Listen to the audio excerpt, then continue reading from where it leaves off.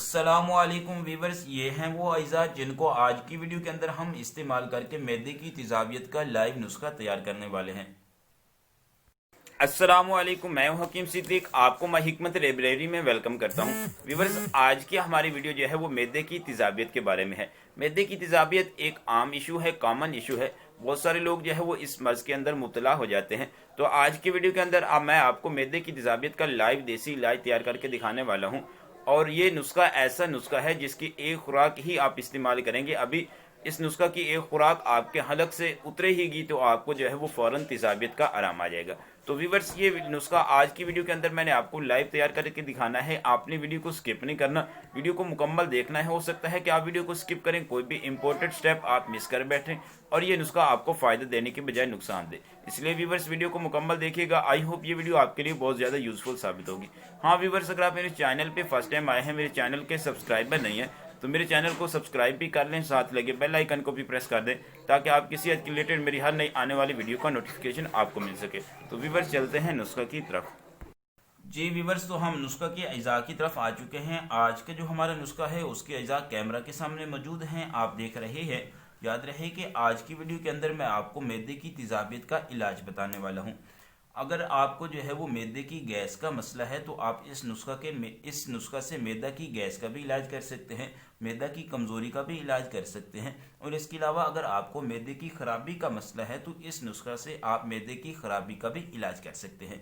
तो व्यूअर्स, हम पहले ये डिस्कस कर लेते हैं कि मैदे की तेज़ाबियत होती क्या है, इसकी वजूहात क्या हैं, अलामात क्या हैं, और फिर उसके बाद मैं आपको मैदे की तेज़ाबियत का आसान देसी लाइव नुस्खा तैयार करके दिखाता हूँ। तो व्यूअर्स, मैदे की तेज़ाबियत हर 5 लोगों में से 1-2 लोगों को लाजमी होती है, क्योंकि जो फितरी तर्ज ज़िंदगी है उससे हम बहुत ज़्यादा दूर जा चुके हैं। हमारी ग़िज़ाएँ जो हैं वो खालिस नहीं हैं। हम जो फल सब्जियां फ्रूट वगैरह इस्तेमाल करते हैं तो वो सब स्प्रे वाली हैं। और इसके अलावा व्यूअर्स, ज़हनी टेंशन की वजह से हमारा दिमागी तनाव भी बहुत ज़्यादा बढ़ चुका है और हमारा रहन सहन तकरीबन 100% तब्दील हो गया है। तो इसकी वजह से हर 5 में से 1-2 लोग जो है वो तेज़ाबियत के मसले का शिकार हैं। अब हम आते हैं कि मैदे की तेज़ाबियत की वजूहात क्या हैं। तो वैसे तो मैदे की तेज़ाबियत की बहुत सारी वजूहात हैं, लेकिन मैं यहाँ पर आपको चंद बुनियादी वजूहात बता देता हूँ। तो वीवर्स, उन वजूहात में जो सबसे पहली वजह है वो है कब्ज़।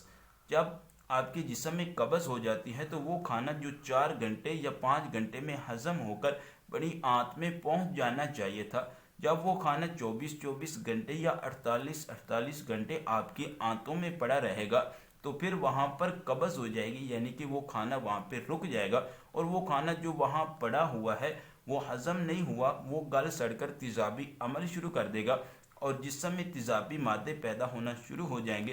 तो ये इस तेज़ाबियत की इब्तदाई वजह है, यानी कि तेज़ाबियत की जो इब्तदाई वजह है, जो पहली वजह है वो है कब्ज़। तो आप कोशिश करें कि अगर आपको कब्ज़ है तो आप कब्ज़ का इलाज लाजमी करें। तो व्यूअर्स, इसके अलावा जो दूसरी बड़ी वजह है वो है दिमागी तनाव।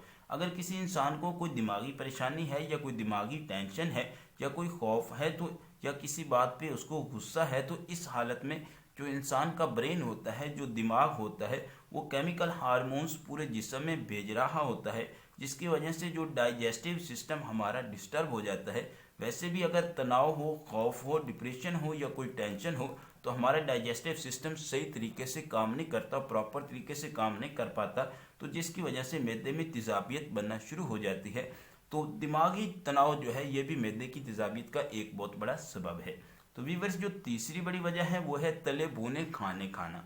वो लोग जिनको जो है वो तले भुने खाने का शौक होता है या वो इन चीज़ों को तले भुने जो चीज़ें होती हैं इनको कसरत से इस्तेमाल करते हैं, तो उनको भी मैदे की तेज़ाबियत जैसी मर्ज लाहिक हो सकती है।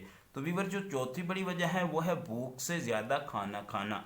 भूख से ज़्यादा खाना खाने की वजह से भी तेज़ाबियत हो सकती है। इसकी वजह यह है कि जब आपको एक रोटी खाने की ज़रूरत है और आप जो है वो एक की बजाय 2 रोटियां खा लेंगे तो आपका मैदा एक वक्त में सिर्फ उतनी ही ग़िज़ा को हज़म करेगा जितनी जिस्म को ज़रूरत है। तो जो बाकी वाफिर मिकदार में ग़िज़ा बचेगी तो वो तेज़ाबियत बन जाएगी। तो लिहाजा अगर आपके जिस्म को एक रोटी की ज़रूरत है तो आप एक ही जो है वो रोटी खाएं, दूसरी ना खाएं, वरना वो तेज़ाबियत बन जाएगी। तो जो एक भूख से ज़्यादा खाना खाना है, ये भी एक बहुत बड़ा जो है वो सबब है मैदे के अंदर तेज़ाबियत बनने का। तो वीवर्स, जो पांचवी बड़ी वजह है वो है मंशियात का कसरत से इस्तेमाल। इसी तरह वो लोग जो चाय, कॉफ़ी, सिगरेट, शराब नोशी और इसके अलावा गुटखा, पान या इस तरह की जितने भी मंशियात वाली चीज़ें हैं, या इसके अलावा वो लोग जो चीनी और नमक का कसरत से इस्तेमाल करते हैं, तो वो लोग भी मैदे की तेज़ाबियत के मर्ज में मुब्तला हो सकते हैं। तो वीवर्स, ये चंद वजूहात थी जो कि आपने समात की। अब हम आते हैं कि मैदे की तेज़ाबियत की अलामत क्या हैं। तो मैदे में किसी जगह जलन होना इस बात की अलामत है कि आपके मैदे में तेज़ाबियत पैदा हो चुकी है। वीवर्स, इसी तरह आंत में किसी जगह जलन होना, यह भी इस बात की दलील है कि आपके जिस्म में तेज़ाबी मादे जो है वो बढ़ चुके हैं। इसी तरह वीवर, जो दूसरी बड़ी अलामत है वो है मतली आना, उल्टी आना या उल्टी आने की फीलिंग महसूस होना भी इस बात की अलामत है कि आपके मैदे में तेज़ाबी अमल जो है वो चल रहा है। इसी तरह वीवर, जो तीसरी बड़ी अलामत है वो है खट्टी डिकारे आना। खट्टी डिकारे आने का मतलब यह है कि आपके मैदे में तरह तरह से तेज़ाबी अमल जारी है और वो जो इस अमल से गैस बन रही है वो खट्टी डिकारों की सूरत में बहर आ रही है। तो ये इस बात की अलामत है कि आपकी जिस्म के अंदर जो है वो मैदा जो है वो आपका तेज़ाबियत बना रहा है। तो वीवर्स, अब आपने जो है वो वजूहात को भी समात किया, अलामात को भी समात किया। अब हम आते हैं कि मैदे की तेज़ाबियत का आसान देसी नुस्खा क्या है। तो वीवर्स, चलते हैं नुस्खा के अज़ा को डिस्कस कर लेते हैं। याद रहे कि ये नुस्खा जो है वो आप मैदे की तेज़ाबियत का इलाज के तौर पर भी इस्तेमाल कर सकते हैं। मैदे की गैस है अगर आपको, तो उसके लिए भी ये ज़बरदस्त चीज़ है। इसके अलावा मैदे की कमज़ोरी का इलाज भी इस नुस्खे से किया जा सकता है और मैदे की ख़राबी का इलाज भी किया जा सकता है।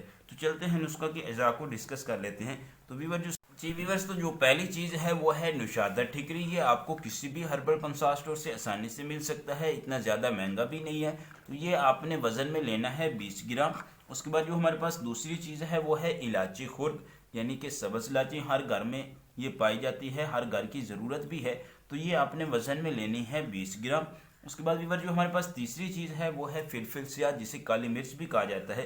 तो ये भी आपने वज़न में लेनी है 10 ग्राम। उसके बाद वीवर, जो हमारे पास तीसरी चीज़ है वो है चौथी चीज़ सॉरी वो है नमक स्याह। तो आपने नमक स्याह डली वाला लेना है, आपने पिसा हुआ नहीं लेना, क्योंकि पिसे हुए में आपको मिलावट वाला भी मिल सकता है। तो ये आपने डली वाला लेना है और वज़न में लेना है आपने 20 ग्राम। उसके बाद वीवर, जो हमारे पास पांचवी चीज़ है वो है सत पुदीना। ये भी आपको हर्बल पंसार स्टोर से मिलेगा। तो ये आपने वज़न में लेना है 1 रत्ती। तो वीवर्स, आपने सत पुदीना के अलावा जितनी भी चीज़ें हैं, 4 चीज़ें हैं, नुशादर है, इलायची खुर्द है, काली मिर्च है और नमक है। इन तमाम चीज़ों को आपने अलग अलग कूट के इनका सफ़ूफ बना लेना है। तो मैं भी इनको अलग अलग कूट के सफ़ूफ बना लेता हूँ और फिर बताता हूँ कि आगे नुस्खा को कैसे इस्तेमाल करना है। जी वीवर्स, तो मैंने तमाम चीज़ों का अलग अलग सफ़ूफ बना लिया। ये नुशादर है, इसको भी मैंने कूट के इसका सफ़ूफ बना लिया है। उसके बाद ये इलायची खुर्द है, इसको भी कूट के मैंने सफ़ूफ बना लिया है।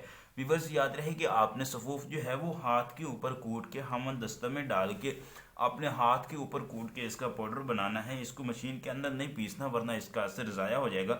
उसके बाद ये काली मिर्च है, तो इसका भी मैंने पाउडर बना ली है और नमक का भी मैंने पाउडर बना ली है। व्यूअर्स, अगर आपको ब्लड प्रेशर का मसला है तो आप नमक ना भी इस्तेमाल करें, तभी ये नुस्खा आपको मुकम्मल रिजल्ट देगा।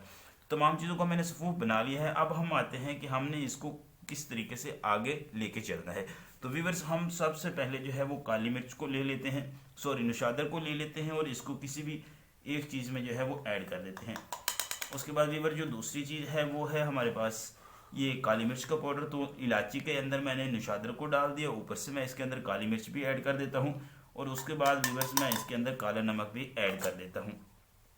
काला नमक ऐड करने के बाद व्यूअर्स मैं इसको अच्छे तरीके से मिक्स करूँगा और मिक्स करने के बाद फिर मैं आगे बताता हूँ कि हमने इसको कैसे इस्तेमाल करना है। तो व्यूअर्स, तमाम चीज़ें मैंने एक ही बर्तन में डालनी है। अब मैं इनको अच्छे तरीके से मिक्स कर लेता हूँ।